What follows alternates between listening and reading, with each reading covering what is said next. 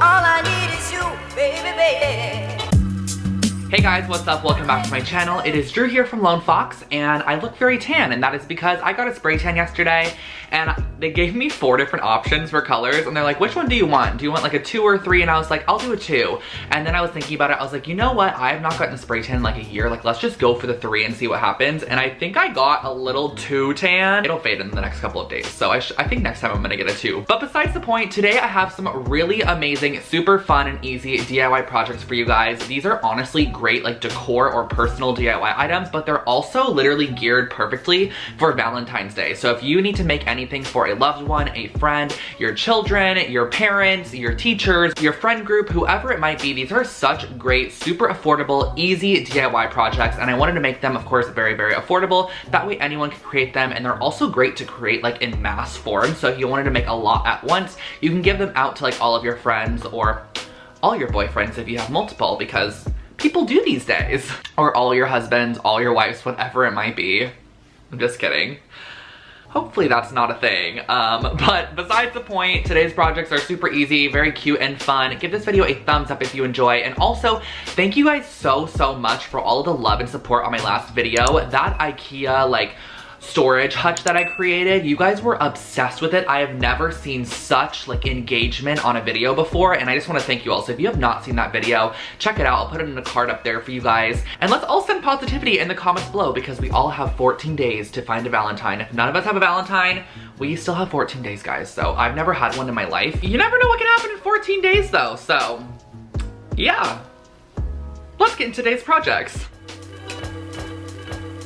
Alrighty guys, so jumping into our first project here, I wanted to do something that really displayed Polaroids nicely, because I feel like Polaroids and Valentine's Day are just perfect together. So I'm creating a little Polaroid booklet display. And so I picked up these little wood pieces at Joann's Fabrics, measured them out, and I'm going to be cutting them down to make the front and back covers of our books. It looks like I'm struggling with this saw, but I swear to you, it was not that challenging at all. And these wood pieces, the little cover pieces that I'm cutting, are cut to 3 inches by 4 1/4 inch. And I also used a little bit of sandpaper just to make sure the edges were all smooth and just ready to be covered, or not be covered, but be the front and back cover of our booklet. So once those are done, I measured out the size, and I just wanted to cut out 4-inch strips of cardstock. So I grabbed some craft cardstock at Joann's Fabrics, which is like just a kind of recycled looking cardstock, and I cut it down to 4-inch by 12-inch strips. And once those were all cut down, I then went and I placed it on the top, and I decided where I wanted to score. So I used a pair of tweezers literally just to create a score line with my ruler, and I scored it at every 2 3/4 inch. So every 2 3/4 inch, I drew a line and I scored it. That way you're able to easily fold it, and then you're going to sandwich 2 pieces together. So there's like a little additional flap that was left at the end.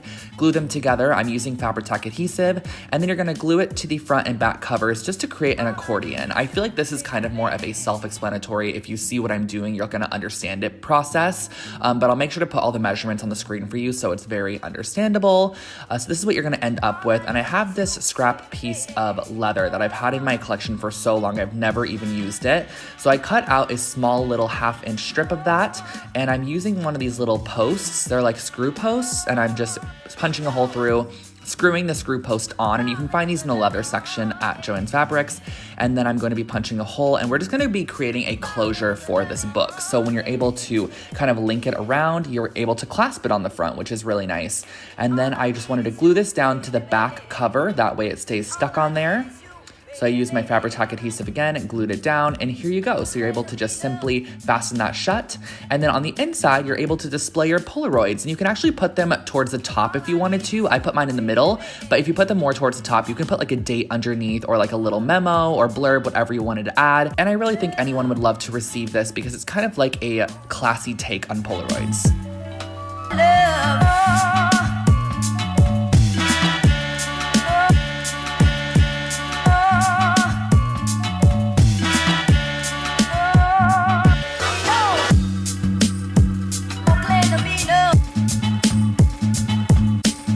This next project is one that is kind of quirky and fun, but super cute and great for really anybody, girlfriend, boyfriend. You can even make this for your kids if you wanted to, whatever you wanted to do. So I actually have some Shrink Ink film, and I'm going to link the exact one I purchased below. It is a white one, and I put it over the top of my phone screen and drew out a heart. You can kind of use your phone screen as a light box, which is just kind of like a little tip. And I filled it in with a Sharpie. I filled in this heart completely with just a red Sharpie. And by the way, the heart that I used was just the emoji heart, and I just found it on Google. And I also decided that I was going to do a pink one. I actually ended up not even using the pink one, but I thought I would share it anyways as an additional idea. So I filled that in with a pink Sharpie as well. And keep in mind that when you use Shrink Ink film, the size of the piece you're doing is going to shrink down to a third of what it is. So I wanted to make my heart very large. I honestly used my entire phone screen. So on the back side of my heart, I actually did this little like broken-esque look. That way you can create two necklaces and you can give one to a loved one and you can have the other one for yourself. So I punched a hole in the top of each, and then I put them in the oven, let them bake. It literally takes between 2 and 3 minutes, but as you could see, they shrink in size tremendously, but they end up turning out into these like very thick plastic charms.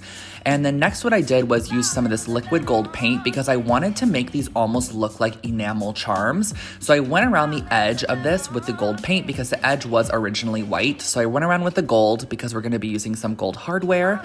And once I was done, I also painted the back with the gold as well. I also ended up painting that pink heart gold just because I wasn't really into the pink color, but this is what it ended up looking like. And then next what I did was I actually put some of this Sculpey gloss glaze on the top, and this is going to make it almost like a puffy layer of just like glossy glass. It looks really pretty when it's completely dried down.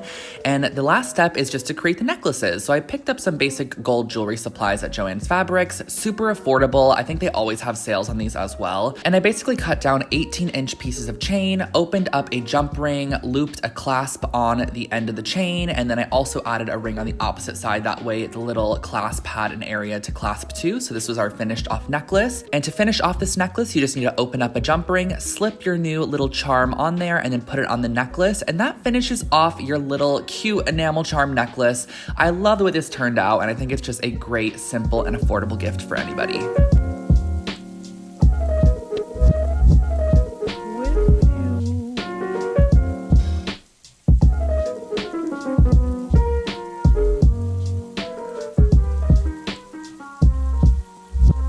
This project here, if you make this for someone, they are going to love you forever. And this was actually inspired by Jen Woodhouse. She did a very similar set I saw on Pinterest, and then I read her blog post about it and I was obsessed with it, but I wanted to recreate it in tutorial form to share with you guys. So definitely check out her post and I'll link it below for you as well. So what I started off by doing was using some Sculpey clay, and I'm going to link the exact one I got from Amazon below because it's just so nice and easy to work with. And for these coasters, you're going to want to roll out some very organic looking shapes. So kind of just knead it into a random shape and then just start rolling it out. But the thing is you're gonna have to kind of trial and error how much clay you need per coaster because you're gonna want them to be semi-thick. I made mine about a 1/4 inch thick each because you are gonna wanna have a nice thickness to your coaster where you're able to kind of add a gilded edge to it in the end. So I ended up making 4 total coasters, put them on a baking sheet, and you're gonna bake them according to the package instructions. So once the coasters are fully dry, you can select whatever paint colors you want. Now keep in mind you are going to be using a ton of paint. I ended up like squirting almost this much paint per coaster, and I also used just a very fluffy kind of watercolor brush. And the reason you're using a lot of paint is because you're going to want your paint to kind of blend together. So you're going to want to have a lot, that way it starts to blend with each other. And when you think about agate coasters, I kind of think about a very milky consistency. I actually have a set myself from Anthropologie that was literally like $200 that I got for Christmas a long time ago.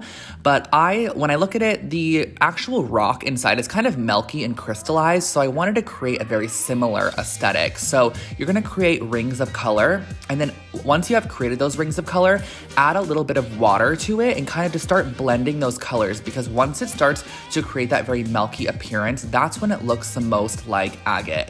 Now, it is kind of hard to achieve that rock look with just acrylic paint, but I think that it ended up turning out really great in the end, and you can really layer up the paints as well. Just keep in mind that the more paint you do add, the longer you're gonna wanna allow it to dry for. And also keep in mind that you could do layers as well. Like you might want to do a first layer, let it dry, do a second layer, whatever you feel comfortable with. I just did it very freehand and organic. That's why I'm sharing my entire process here with you guys. And then I also realized I wanted to add this little bit of gold in there, and this really just made the coaster come to life. I feel like it almost made it look like there was like some mineralized, crystallized gold on the inside of the coaster, and it just made it look so pretty. So I highly suggest adding a little bit of gold or silver or bronze, whatever it might be, to your rings, but I'll let you guys just kind of watch what I'm doing.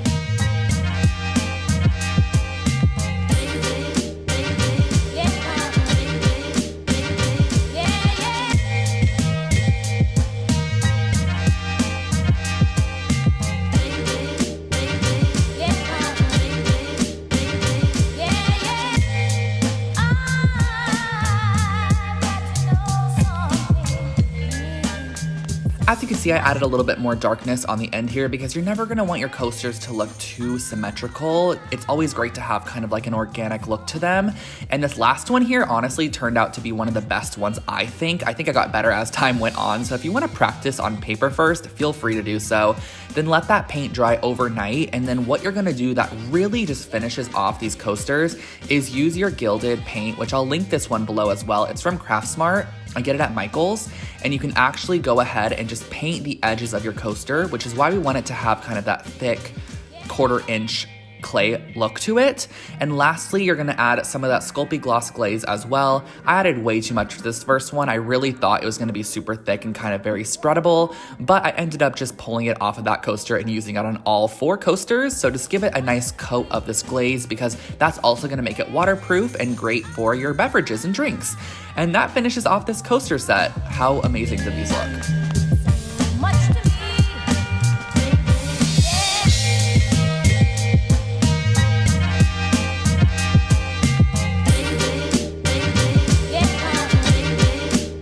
Our last project here is a great little kind of customizable packaging idea for a bottle of wine, because I feel like a bottle of wine is a foolproof Valentine's Day gift idea. If you don't know what to get someone, get them a bottle of wine. Now, this linen piece of fabric was cut out to 26 by 6.5 inches and then folded in half, so it ended up being 13 by 6.5 inches. And I went in with some embroidery floss and just literally roughly sewed up the side of it. And I thought this added a very cute element. I was originally gonna flip it inside out, but I loved the exposed stitching. So once you're done, you can kind of slip your bottle inside and then cut off any excess you need. But you guys, that 26 by 6.5 inch mark that I told you was the finished off result.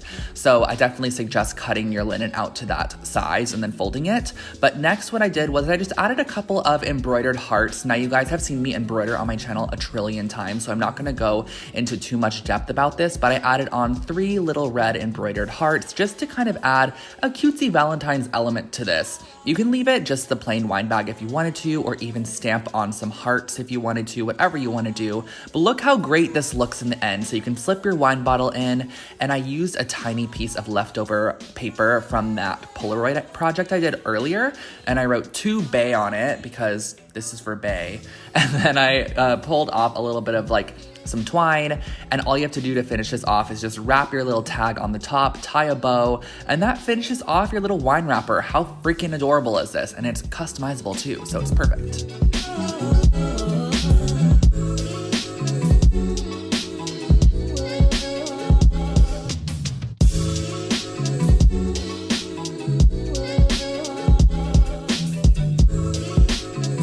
Alrighty, so those are my projects today. I hope that you guys enjoyed these Valentine's decor, DIY inspired gift ideas. These are such great just like gift ideas, of course, but also if you wanted to make those coasters for yourself, feel free to. If you wanted to make yourself your own love necklace, feel free to. Make yourself whatever you please. But yeah, thank you guys so much for watching. It means the most to me. I hope everyone has an amazing and loving Valentine's Day. And if you're not already, make sure to subscribe to my channel. I post brand new videos every single week here on room decor, DIY, home decor, room makeovers, transformations, all of the above, just tons of fun stuff. So I'd love to see you back on the channel, and I will catch you all in the next video. Have an amazing rest of your day, and bye guys.